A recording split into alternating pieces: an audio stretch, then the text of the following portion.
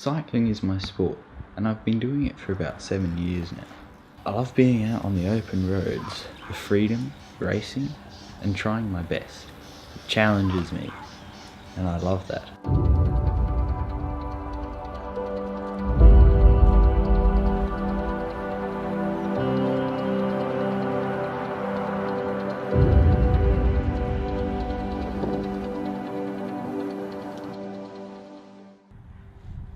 The years I've been racing, I've travelled to most states in Australia competing. It's given me confidence to push my boundaries. But riding is a white-dominated sport. A few African professionals, but no Indigenous Australians. I was at a local race one day and talking to one of my coaches. She has made it her goal to build the first full Indigenous state team. I thought with what the sport has given to me, it was a great idea. Given that so many Indigenous children are so disadvantaged, it'd be good to see these kids get a chance to experience what I've experienced. I think after a couple of years of watching the Tour de France and the native African riders who were doing so well in the Tour and on the world stage in cycling, I think that penny dropped for me when I saw that and heard about Team Rwanda and the program that they run for cyclists. That was a third world country running an international program that got cyclists up to world level. And I thought, wow, if they can do that, well, surely Australia can do that. And then I ran a school holiday program at our local velodrome, and while I had been thinking about this, a young Aboriginal lad turned up to participate in the school holiday program, and that was, I think, the moment the penny dropped, and I thought, there you go, got my first one. Yeah, and look, engaging them has been tricky because cycling isn't a sport that is close to their culture. So, if you go into schools where they have Indigenous boarders or just local Indigenous kids around the area, if you offer them a netball program or a football program or maybe a basketball program, they're fully into that because it's something that culturally they've been brought up with to see as acceptable, an acceptable sport for them to play. But cycling is a bit different. It's a bit like going in and asking if they want to do fencing or rowing, It's completely different. And they associate something new with what they call shame, which is like embarrassment. Putting themselves out there in front of other people when nobody else in their peer group participates in something like that and they have no role models and people to look to for inspiration.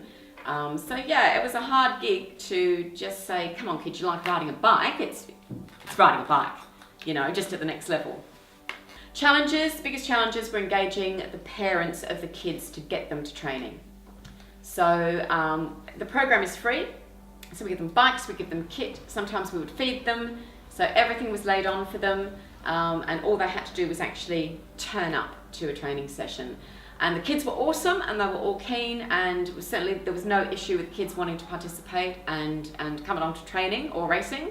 The difficulty was, I think there's a generation of parents out there who didn't receive that sort of support themselves when they were children, and they have no idea how to give it back to their own children. So yes, the engagement with the parents in terms of actually getting them to get their children to a training session is very tricky. Amanda has had 4 Indigenous children in her state team in the past, but currently only has one, by the name of Rory. Rory has been riding for about a year now, and it has been great to see him improve as a cyclist and as a person over that time. Well, I remember just going to catching a little bus to school. I remember one time stopping a whole bus because I opened the door in the middle of a highway. We had to get off. Remember when the monsoonal rains came, you couldn't actually pass some roads. You had to go because it was like full of water. You couldn't get out. There's crocodiles there too. Yeah, and it was all that. I remember fishing pretty much every weekend. Sometimes missing school just to go hunting out bush. Dysfunctional parents, dysfunctional community. There's probably no organisation, nothing really that you could really do except just probably walk around at night, do nothing, miss school if you wanted to. No one actually really cared whether you went to school, whether you didn't. I was playing with Amanda's son, Denny, outside the front of the school, and because Liz was a teacher at the school, and so Amanda approached me and asked me if I wanted to do track cycling, so I said yeah. And I had 3 other kids with me. They were also my cousins, and they made a huge sacrifice to come here every week, and they were with me for about a year. And their typical way to get here was they from Clontarf they'd catch a bus from Clontarf to Oat Street, and then from Oat Street they'd catch a train. They'd switch over at Perth's station, and they'd come over here to Midland station, and then my parent Liz would go and pick them up and feed them because they'd be hungry, and then we'd do the session till about 6 o'clock, and then and then they were doing that about for a year, and it sort of paid off.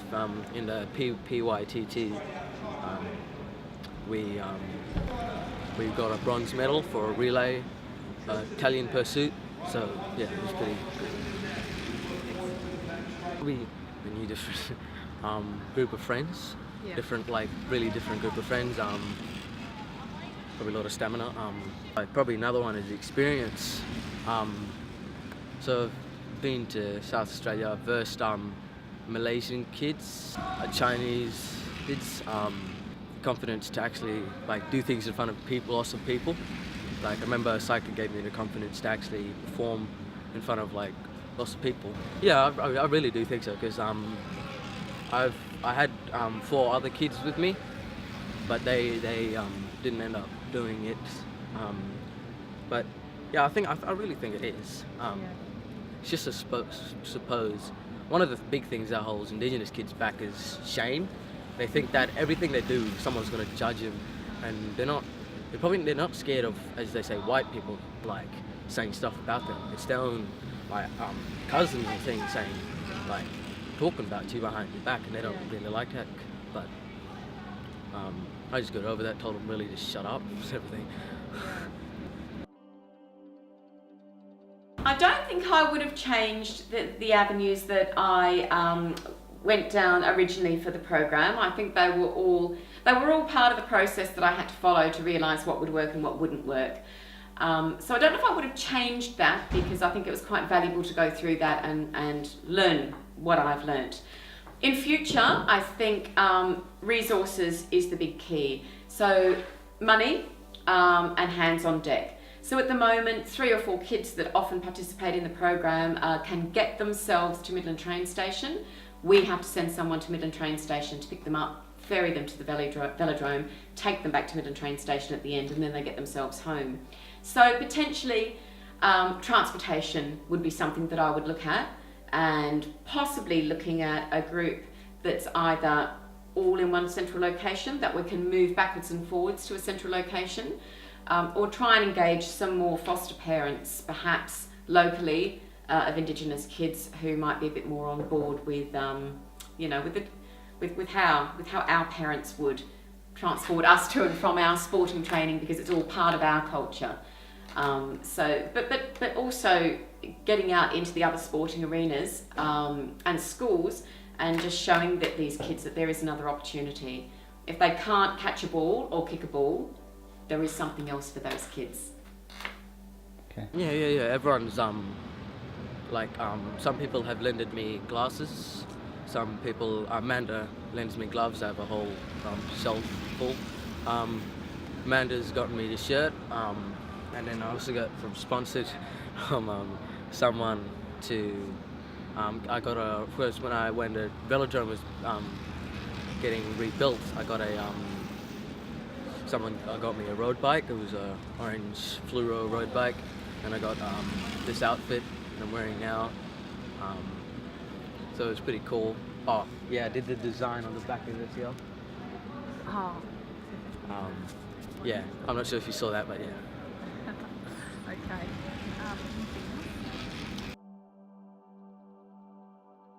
It's really nice that people out there like looking out for me to like sort of almost like they care like for me to be doing the sport. Otherwise, without them, I probably wouldn't be here because like it's such an expensive sport to do. I need all the help I can get. Yeah.